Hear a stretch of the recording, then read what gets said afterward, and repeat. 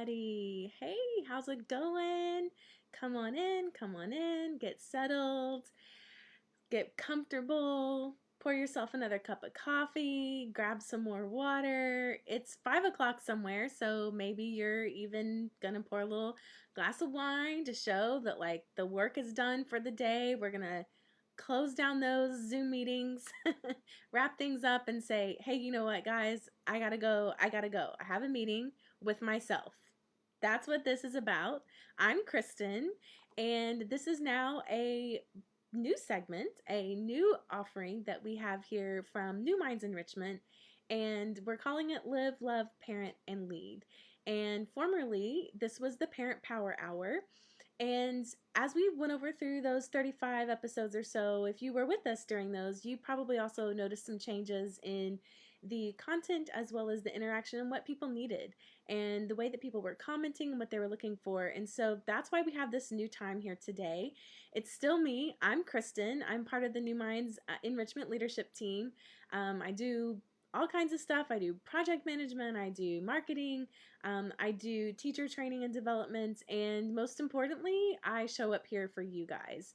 I'm here for you, whether some of you are a part of our team, which is so huge to me that you all show up here and really lean in and unpack some of these more challenging concepts. And some of you are friends and family of mine, and some of you are already fans of New Minds Enrichment. And so, first of all, thank you so much for showing up here and knowing that whatever we do, whatever is coming from us here at New Minds Enrichment, is that it's something that we hope is the best thing for you.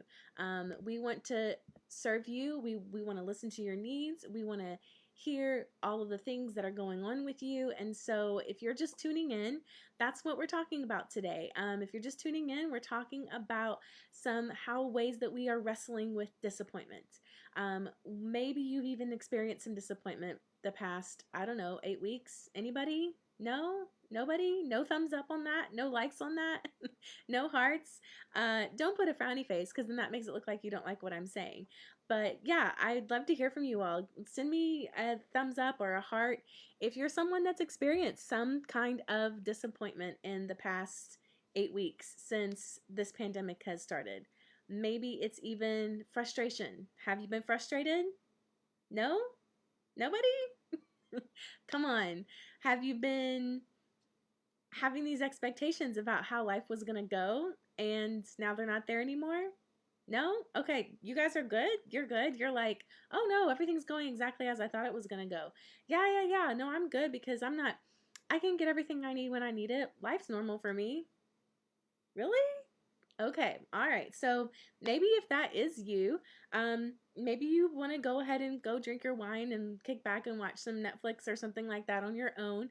And you don't have to be here, but for the rest of us, I've been hearing it. I've seen your comments. I got some interesting replies from the questions I put out there last week, but the rest of us are feeling this. We have all been sitting with this thing here in Dallas. I'm coming to you live from our studios in Dallas.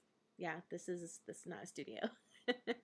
And yes, we are in Texas, just in case you didn't know that. But we're in week 9, I think this is. I do a pretty good job of compartmentalizing things. And one of the things I'm pretty good at compartmentalizing is, not keeping track of this, because that is something that could really, really spin me into a spiral of overwhelm. Okay, I'm getting some frowny faces, so that must mean there'll be some people here that are not liking the way that things are going as far as life goes.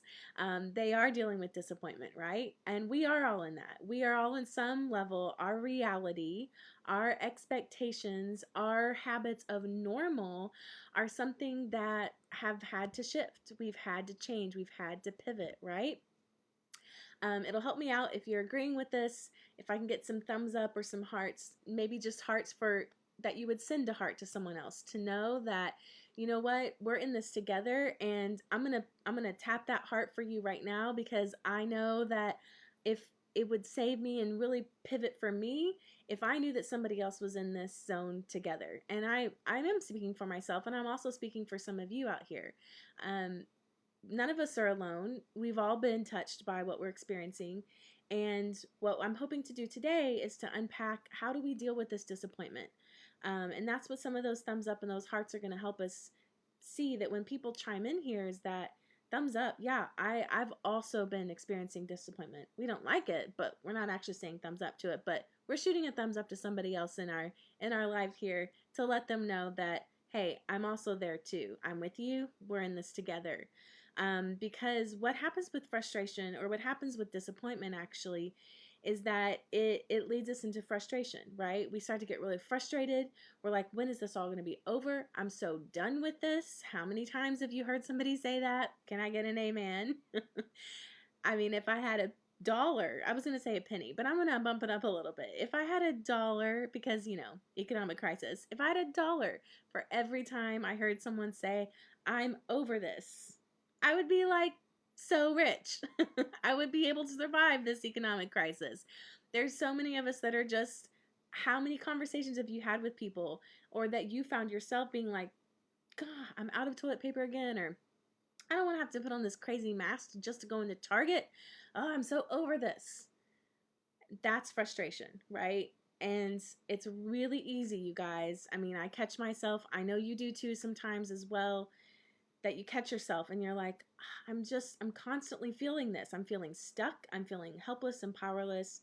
I'm feeling, and what all the baseline of each of those things is frustration, because we have this idea of the way that things should be going. And so frustration comes from those ideas. Frustration comes from that deviation of what is and what we expected. So frustration comes from our unmet expectations. And you know what unmet expectations lead to? Anger, blame, avoidance, depression, isolation, feelings of just, I'll just give up. What's the whole point? What's the whole point, right?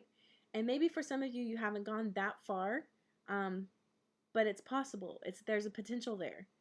And if we don't catch ourselves early on, and I know I'm speaking to somebody right now, because we've caught ourselves before, and we're like, it'll be over soon. I'm just gonna keep moving on, and it'll be over soon. And the next time I feel that feeling, maybe it'll be already done, and maybe I'll be moving past this.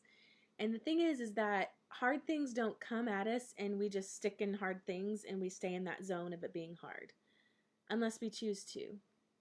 Because when you're choosing not to go through it, you're choosing to stay in that hard thing.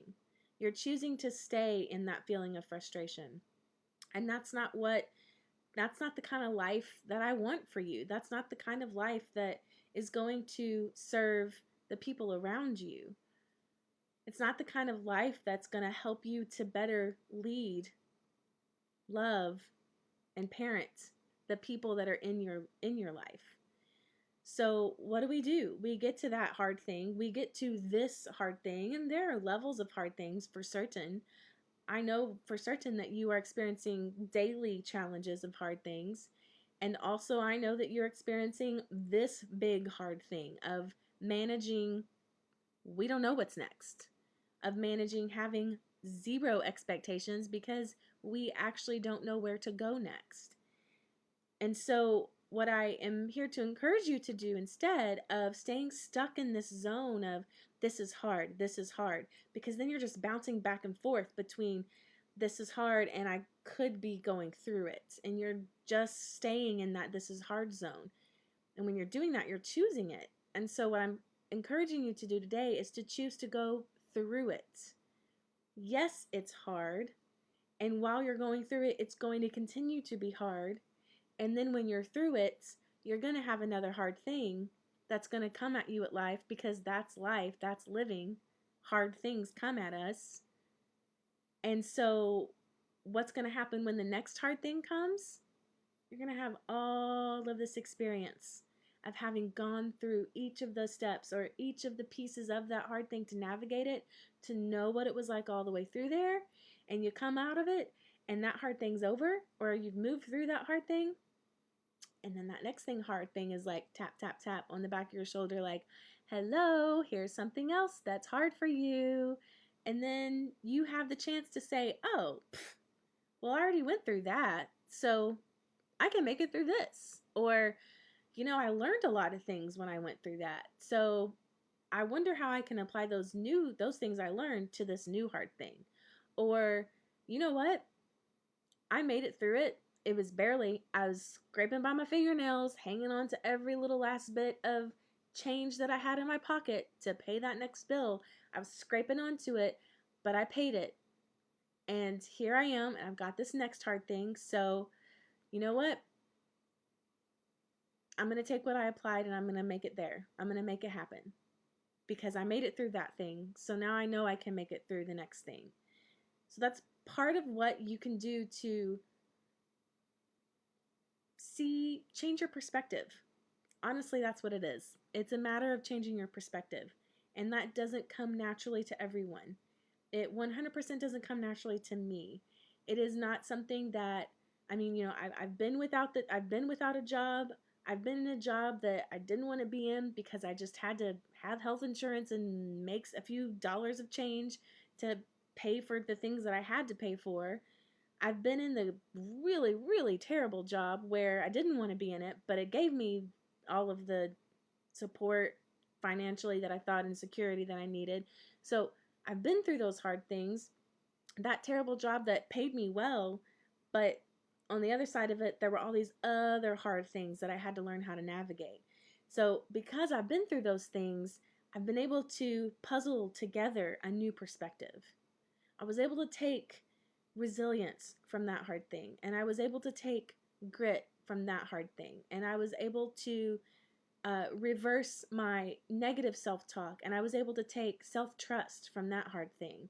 And so then I have a few more pieces of my puzzle that whenever that next hard thing comes, whenever this hard thing came, I was skilled up. I was ready for it. I had that puzzle in front of me and I said, okay, let me look back at these pieces that I used to have. Let me look back at that hard thing that nearly killed me, that led me to a place of feeling of isolation, a feeling of loneliness, feeling that there's no way out, being trapped, feeling stuck, spiraling into depression, and recognizing that my life is not where I want it to be because of my job, because of some of the relationships that the negative relationships that I was having. But I look back on those things and I can say, wow, I never want to go through that again. No thanks. No, first of all, what can I do to make sure I don't go through that thing again?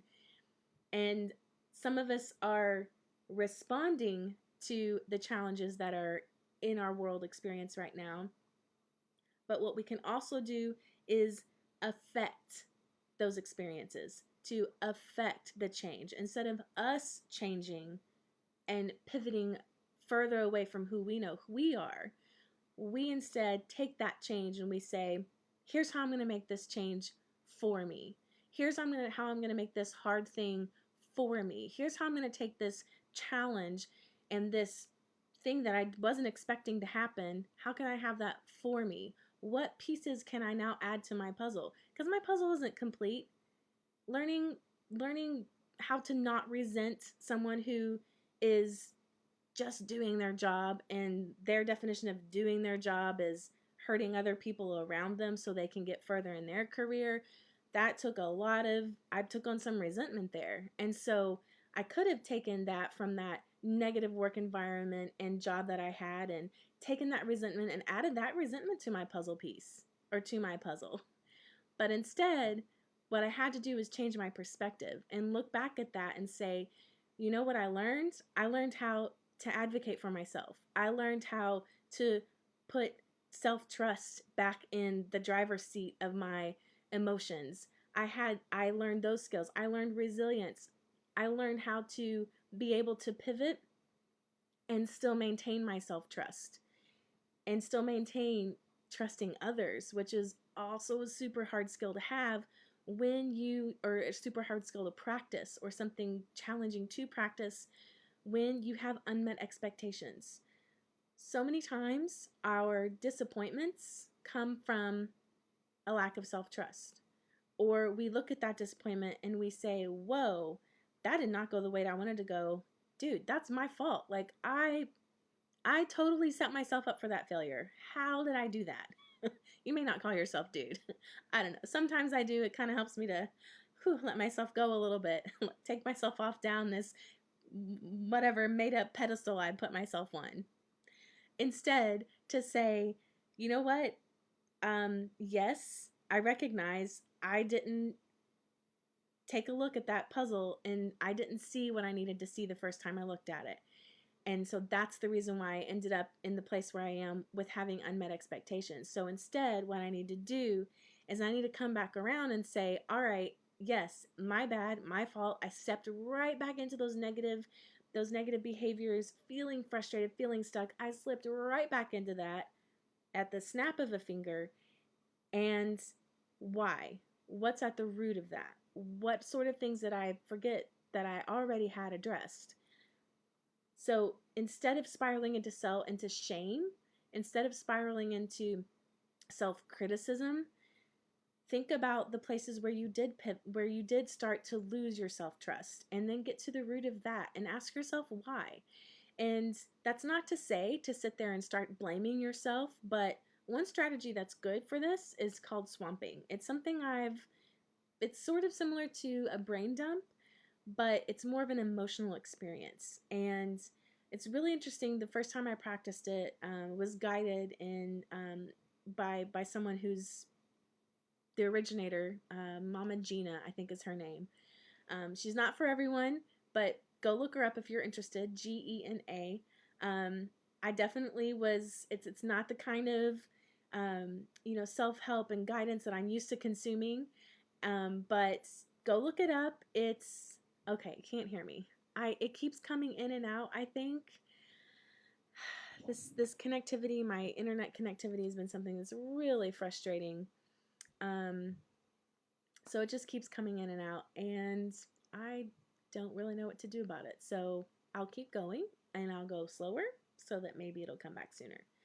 I used to think that when I was going live at this time, it was because I was having so much connectivity issues because it was in the morning. But here we are again. It's not the morning, it's the afternoon. There's nobody else on their devices, and our Wi-Fi is usually really great. All right, I just talking now. I'm just talking, so I'll get back to it. Unmet expectations. So swamping. So part of this swamping thing, and I'm gonna just pause and ask her, is it any better?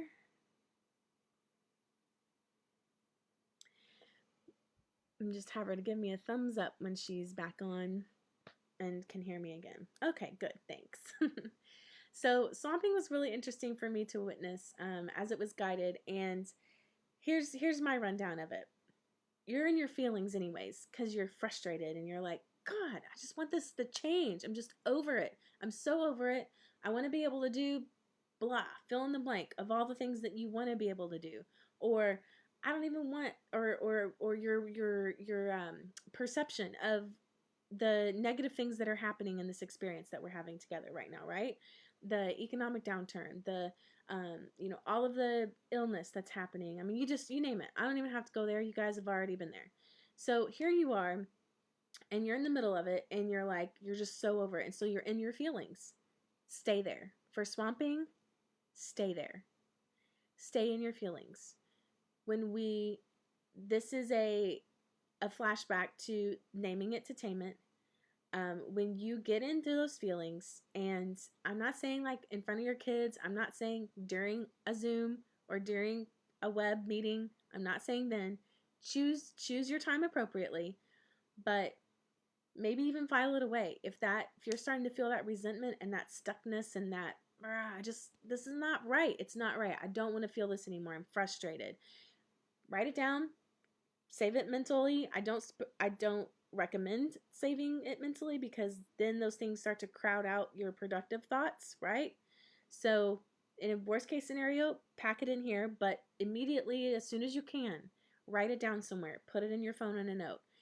And then later, at the end of the day, when you do have time, or at some other moment, you're sitting in the car waiting in that 25-minute line to pick up your Starbucks that you ordered on your mobile app, or waiting in the drive-thru to pick up the food that you've been craving so bad, and now they have it for curbside only, and you're like, awesome, curbside, and sit in the car for an hour to get pizza that you could have made at home. Anyway, find a moment, keep it open, then turn on music. Turn on that feels music. Turn on that music that you know gets you just, oh, the world is awful. Oh, it gets you in your feelings, right? Get in there. Get in. This is what swamping is. Get into those feelings. We push them down for the sake of those that we do love, and those that we do parent, and those that we do lead. We keep them boxed up for the sake of those people, but you can't box them up for forever. So the strategy I'm sharing with you today is swamping, and that you get in there and you let them out. You let them out. If you're a spiritual person, go to God in your knees in prayer and just let him have it. If you are, at least as far as like that kind of spiritual, if you're the other kind of spiritual, which I more align myself with, I'm taking it out. I don't know if it's God or who's gonna get it. Sometimes it's Oprah. But I'm just like, Oprah, you said that if I named my feelings, that if I, you had on Eckhart Tolle and he told me to, I'll just take it out on all these people. Turn on that emotional music, that stuff that just gets you going, and write it out. If when you start writing out all your frustrations and all your disappointments and all your expectations, you're gonna feel it, and you're gonna get in there, and you're gonna have pages and pages, or maybe you have one page, and your husband walks in and he's like, what is going on with you? And you're like, I'm swamping, talk to me in 20 minutes or maybe longer. Get in there, okay? And it's meant to have this emotional reaction, okay? What's going to happen about halfway through is that you're going to start seeing what you're writing, and you're going to be able to see literally on the page in front of you, wait a minute, that's some expectation that's unrealistic, that I decided that I needed, that I don't actually need. Oh, wait a minute, I'm looking at this thing, and this thing it's impossible for my spouse to ever be that thing. Or, wow, I just, created this expectation out of thin air. 10 years ago, I thought I was going to be this, and now I'm not. You'll start to see how some of those are self-trust issues. Some of those are things where you're there because you thought you needed to be there. And some of those are things that are completely outside of your locus of control, right? There's so many of them that, for example, stay in place orders and lockdown orders. Those are totally out of your locus of control. I would advocate that they are. Not everyone agrees with that. But, you can't control when the government's going to say what they're going to say and how they're going to say it. And whether this is a pandemic issue or not, you still can't control everything. Can I get an amen? Right? Agree with me on that, at least. That when it comes down to it, you can't control everything. It's not humanly possible. So instead, what you do is, instead of you focusing on those things that you can't even, instead of you're looking back at your swamping activity, and instead of zeroing in on all those things that are even outside of your locus of control, what you do is you look at that thing that's outside of your locus of control and you say, all right, I can't stop this wave, but I can learn to surf. I see this wave coming. I don't know what's going to happen with my child's education. I don't know what's going to happen in the fall, but I can learn to surf while I'm figuring out this wave. I can learn what is important for my kids. I can learn what is important to my kids, especially middle schoolers and high schoolers. Now's the time. You've always been frustrated with them not opening up to you, with them only having a deep emotional response with you. Maybe you swamp together. Maybe you turn on that emo music. Emo's a little bit 90s. You guys get it. But maybe you turn that on together and you feel your feelings together. Okay? Doing it also with someone that you trust and that you love, and I haven't done it with any other person. This is something that's a new strategy that I was a part of recently. But there can be power to that too. Because if you're isolated in your home and you're all feeling all these feelings together, you don't even have to announce it. You can just turn on that sad music and get out your notebook in the living room. Sad music, emotional music, whatever you're feeling music. Turn that on and just start writing and crying, and your kids will be like, Mom, are you okay? No, I'm not okay. You know what I'm doing? I'm swamping. Do you want to grab a notebook? No, that's so weird. Then guess what? They're going to go upstairs and they're going to do their own version of swamping. We know they are. They're not ever going to admit it to you. They never will. But they're going to do that. There's genius in our darkness. When you sit with that emotion, there are places in there that are going to lead you to some perspective shifting, to putting another piece in of your puzzle of, oh, I'm learning about resilience. I'm learning about changing my perspective on this thing right now. And that's where so much genius can come from. We don't stay there. We don't stay in that zone of darkness, because once you're in those emotions, I bet you'll probably start feeling angry. You'll probably start feeling like, oh, it's just not right. Change your music. Turn on your angry music. Crank it up. Move your body. Okay? This one is definitely, when I experienced it, I was like, I don't know. I'm used to, like, celebrate, move my body, like energy pump up. But when I did it, like, there was a shift, because I was, because when you're angry, your body starts to get here, right? I think it's the limbic system, right? That starts to respond. We start pumping all the blood to those larger parts of our bodies, our arms and our legs. Notice that babies and toddlers do this all the time. They throw something across the room, because the bigger muscles in our body are getting all of the blood. Okay? And that's where some of that fight or flight starts to lock in, or starts to be implemented since the beginning of time of humanity. And so channel that.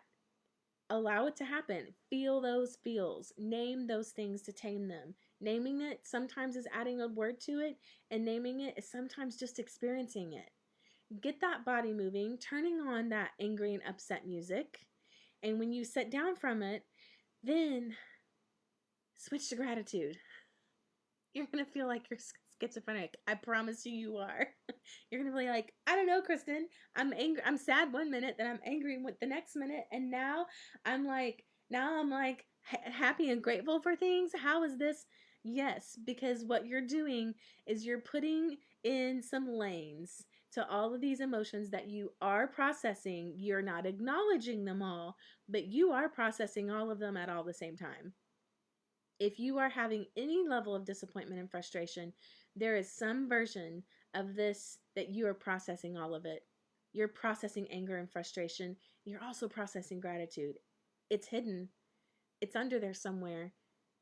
And this is the part where I was like, oh, this is powerful when you're doing this with someone, is to start speaking positivity into them. You know what? I really like the way that you're always there for me, and I can call you up and we can have 2 or 3 margaritas on your front lawn, 6 feet away from each other. And that is so important to me. And you always bring in some reality for me in that way. And I think you are amazing you make the best cookies. You make the best cookies. Start pouring out your gratitude specifically about someone else in your life. If they're not there, do it just like I just did. Do it verbally towards that person in your head that you're imagining, and stick with them in that lane and verbalize your gratitude for them. And what that does is that gives you back that locus of control, that there's no more disruptions anymore into what's important, that you get to that place out of your darkness and you bring it back into the light. And that's where you start to see, if you look back at your list again, wow, there's some things there that You know, I thought they were negative things, but they're actually, I can put them over here. Because now I can see the power in that way I was criticizing myself about that thing. That shows me it's super important to me. And it's important because it's something that I want for my family, or it's something that I want for myself. Because what you can feel, and this is what this Mama Gena is the resource for this swamping technique that I'm doing my best to relay to you. Um, but she says, what we feel, we can heal. What we feel, we can heal. Those two words are really hard for me to keep straight in my English pronunciation. I am an English first language speaker, but does it count if you're from Kentucky? I don't think that counts as E. I think I'm ESL. I'm always very aware of certain words like that. What we feel, we can heal. And when you start to heal, when you start to feel through all of those unmet expectations, disappointments, anger, gratitude, and hurt, and appreciation, and positive, all of that all together, you can start to heal those pieces. Because what that does is that helps you to connect. It helps you to connect with yourself, with your truth, with who you are, and that's clarity. That gives you clarity. That puts you back into the lane of, I'm not just stuck here in this thing of the hard thing. I'm not just bouncing back and forth between when this hard thing started and what's not the end of it because I can't get through it. So when you have that clarity, you're not bouncing back and forth anymore in that hard thing.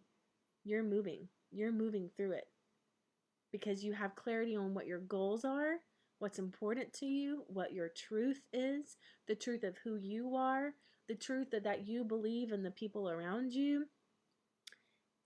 And then you have the next step, and then the next step, and then you get clarity for that. And then you sit back and you feel your feelings again and your anger and your emotion and you dance it out and you turn on some angry music, and then you have clarity again for that next step. And then you swamp, and then you take the next step, and then you swamp, and before you know it, you're through that hard thing. It might take years, it might take weeks, it might take hours. It's wherever you're at. I hope that you move. I hope you move. Whatever you're doing, I hope that you're taking the next right step. I hope that you begin to move what's in your head, move it to your heart, so then it can go through your hands. Because that's what's going to make the difference in the lives of those around you, in your life, and that's what's going to put you in a position so that you can better love, parent, and lead those around you. I'm Kristen. I hope that this gave you some food for thought. If you go look up Mama Gena swamping, your life, your life might be changed a little bit. It's a really interesting experience. She also has some other very unique and very specific targeted audiences that she speaks to. She is actually also a COVID-19 survivor. She was diagnosed and had all the symptoms, went all through the health, all of it, and now has lived to tell the story. And I think that for some people, you'll identify with it and you'll be like, ah, cool. And for some of you, you'll be like, no, this is too much. But go check it out. I pulled out the things that I've been hearing anyway from this group and from some of our commenters also on Instagram that, they're frustrated. And I think that this is a step because that's all it takes. It just takes one more step. Thank you so much for joining me. I'll be back again next week and be watching for some more survey questions or ways that you can participate. I'd love to hear and get some more interaction going on these lives. So please pass this on to a friend. Even if after you look up Mama Gena, you're like, what the what? And then attach this because that might be a little bit what the what too much for people. But then attach this and then they'll see, oh, this is how I can make this a manageable or really applicable thing in my life. Pass it on, share it. Thank you so much for all the likes and the hearts that did come through. I hope you found this helpful. Have a wonderful rest of the day, and I will see you all next week on next Monday. Take care.